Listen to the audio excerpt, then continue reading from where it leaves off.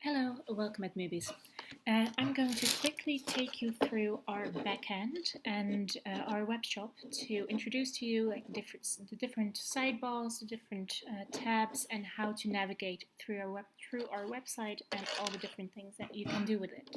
So if you go to the link, this link in the sidebar, and you have to change the language setting to English, not Dutch, if that was the case.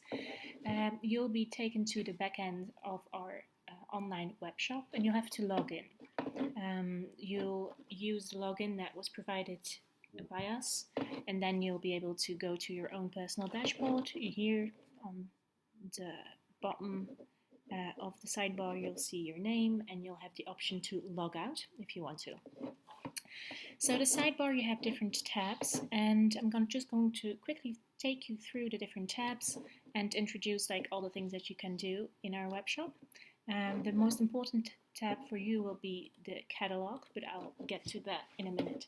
So first of all, this is the tab to import Excel files. You'll also use this, but that will be the subject of a different tutorial or a different explanation. But in this tab, you'll be able to import an Excel file with all our different products, so you can batch upload products. It's going to be very handy. You'll just have to press here.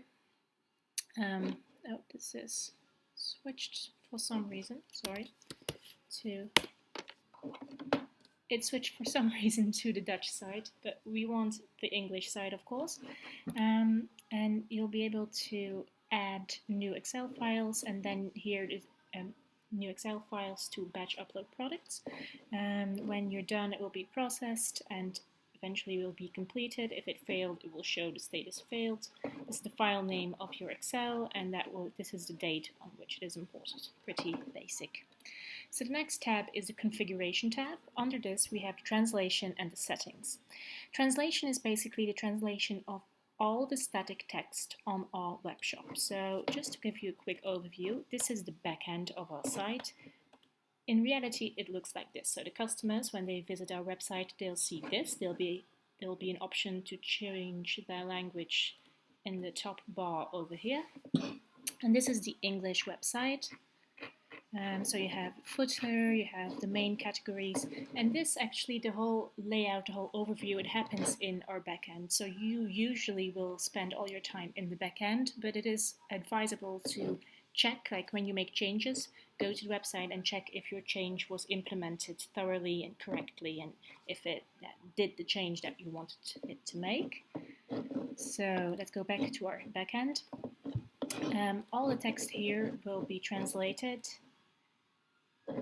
See here, and these translations, they happen here in the translation tab, but also like the translation of our own backend, the translation of pop-ups, of messages, of anything really that has to do with like informing the customer, or like informing ourselves about like actions we're going to do in the backend. They will all be translated here. So in the translation area, you can filter to find like something that you need to translate, or you can add new stuff, but that you won't ever have to do that, so that's not really important.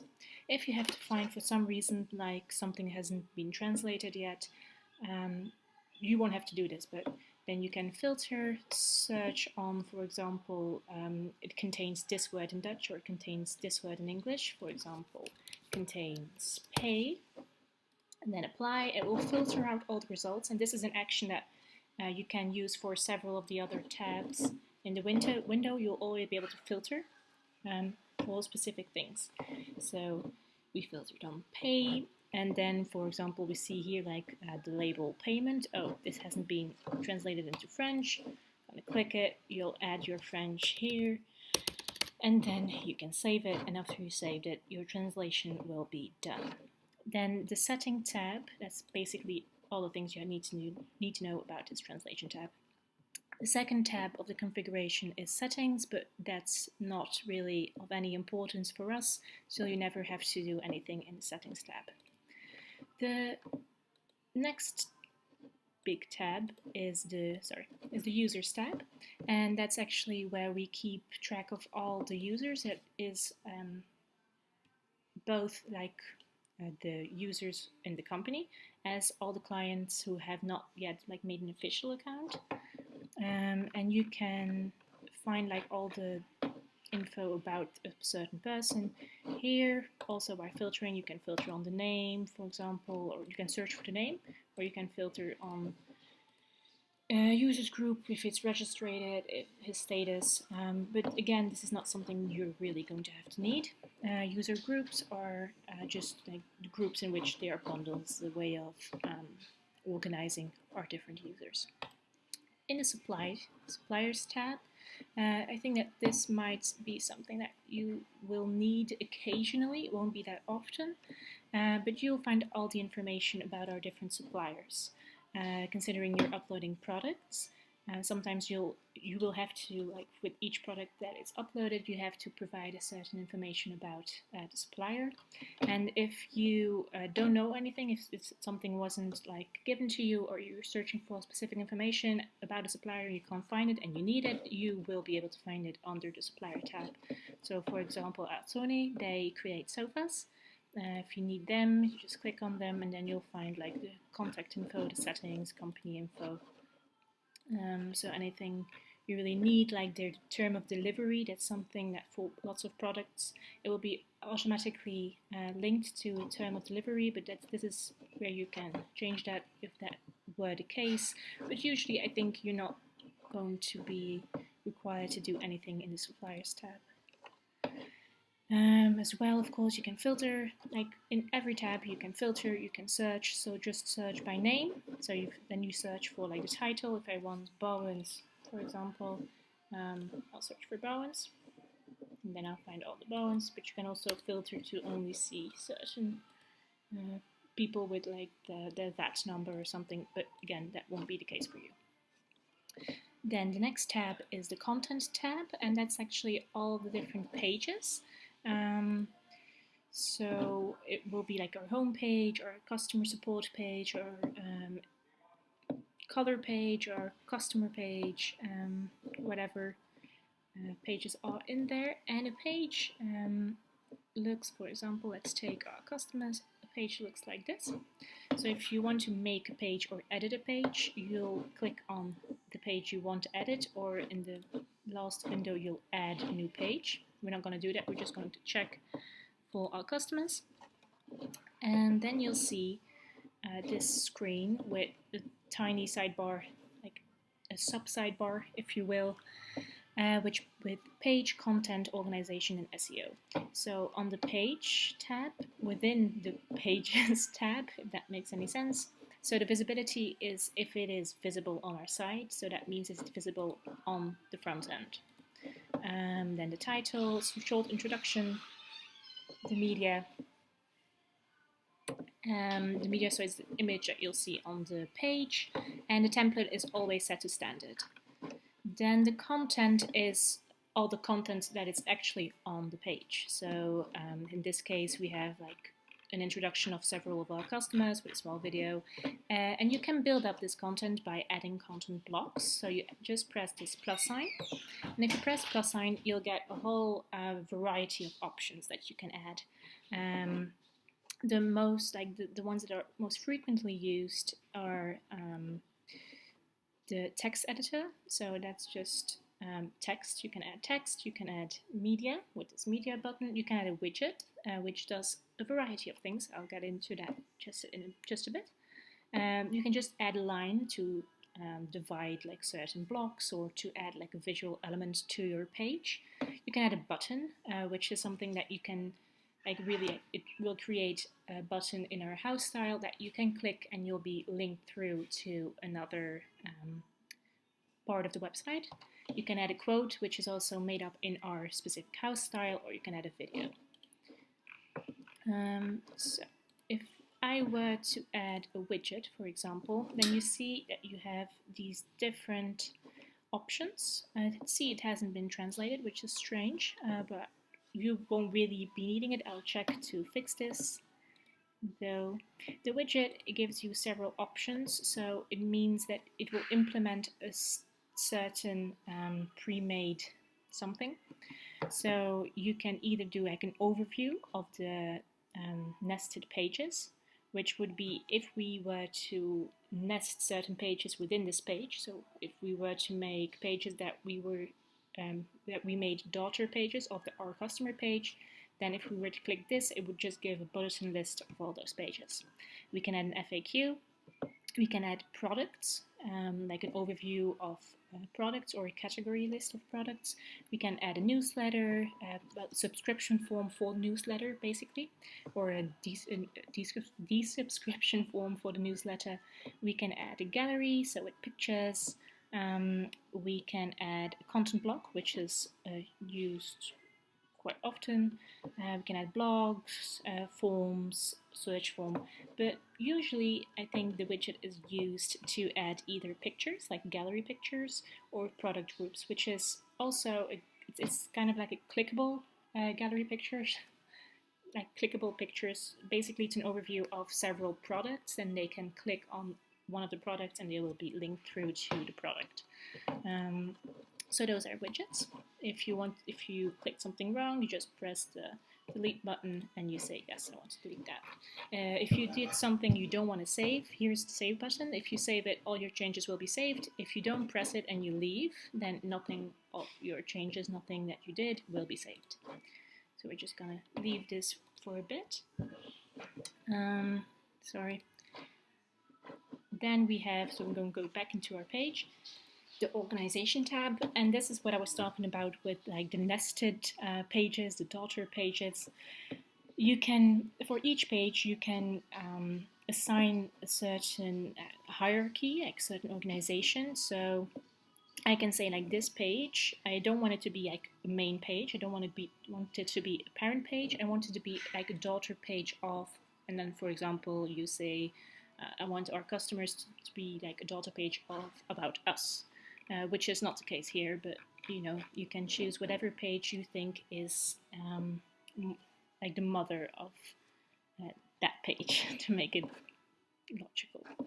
And here you can add a tag. Tags are means for us, like for the people working at Movies, like you and me, to find certain items, to filter on certain items. It doesn't show up in the front end. It's only for like organizational benefits in the back end. SEO then. SEO is basically just like the search engine optimization and whatever is going to be, all the texts that is going to be triggered by Google. It usually takes it spontaneously, automatically from whatever we filled in the content, so you don't have to add anything there. Unless you specifically want to override things, but again, that's not going to be one of your main concerns, I think. Then that's everything about like pages, how to build pages, how to add content. If you add a text button, you can, like, this is a text button, and then within a text block you can also make up the formats. So this is made in H2, which is like a title format, and it's also important for SEO. So titles and anything with like relevant keywords you make up in a bold title text like H2, because it's better for SEO. You can also make it bold, make it cursive, I think, add a link. This is going to be something that you will have to do in the products. When you add products in the description, you'll also be able to add text and add links to link to other products. For example, dining room, when you're inputting a table, you'll want to link the table to the page of, like in your description, you'll want to say something like this table is part of the larger dining room, and then you can link to the dining room. That's the people, when they're reading it, they can immediately go to the dining room. You can also add a numbered list, a bulletin list, or change the color of your, highlight your text. Then navigation. And the navigation is basically the navigation in our front end. So what you click through, if you click on something, where will you be navigated to? This is something that's also not really of importance for you, but it might be nice to know like what is what. That's why we're doing this small tutorial. Content blocks are mainly used right now for like the home page. It's block of different, it's like a page of different content blocks, and it's how we've made up our home page and our actions. Again, this is something that you won't have to use, but it's good to know like what's under this block. Then we have the blog. That's everything that is on our blog. You can find our blog in our footer by going to blog, and then you'll be directed to our blog. You have these categories, you have the latest posts, and these are all maintained in this blog category. So posts obviously is just like a list of all our posts. Here you'll be able to see the category which they belong to. You'll see the languages if they are all translated. The goal is to have everything on the site translated in all the languages, but right now sometimes things have been forgotten or not, or are not really up to date yet. You'll see that it will get better in the future.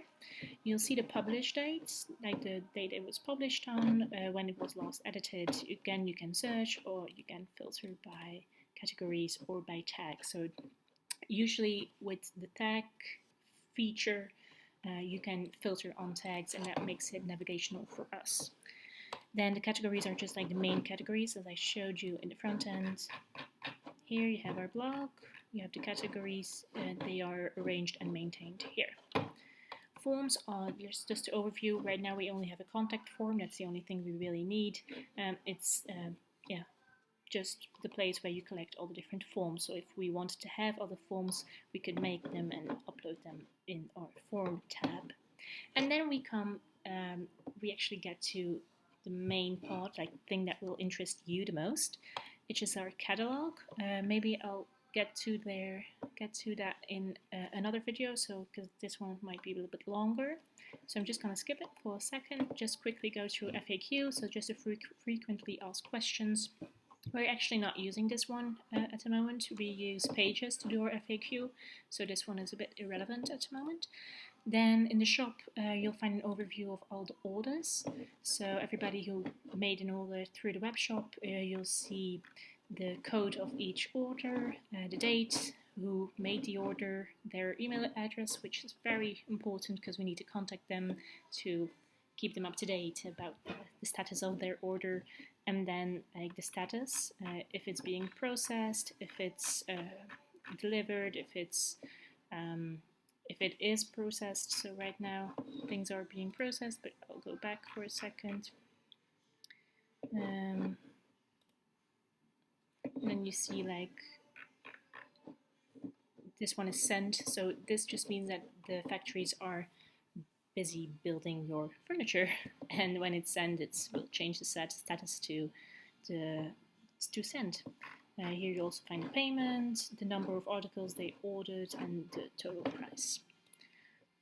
Then the promotion tab is just basically the campaigns that are going on at the moment. So we have, it's sales month at the moment, so we have lots of campaigns going on. Promotion codes are like special codes that people can use to get an extra discount, and these are all managed under the promotion code. Then lastly, the media.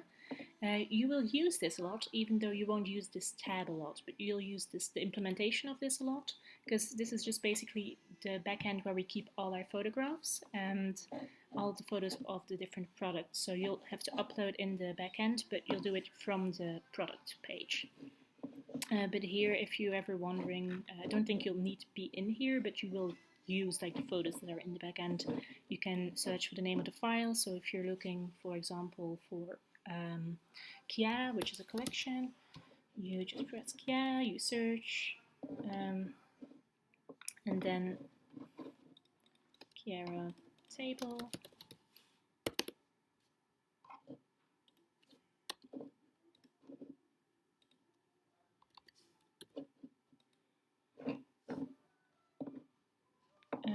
Yeah, well, normally it shows you the photographs. I think maybe now we don't have Chiara in our database. That's possible. Galleries are just the galleries, so a list of different pictures that we put in a certain specific gallery. Right now we've only done this for Kitty. And then tags are the tags that we use to navigate our backend. So this is important for like suppliers and stuff. Newsletters is just our newsletter forms, so that's also basic. Now let's return back to catalog. I'm going to close this video and I'll talk about catalog in detail another time, like in the next video. So that was just basically everything about our backend that will be less relevant to you, but now you have an idea about how our backend looks and what does what. Even though you're not going to use it, it might be nice to have an overview.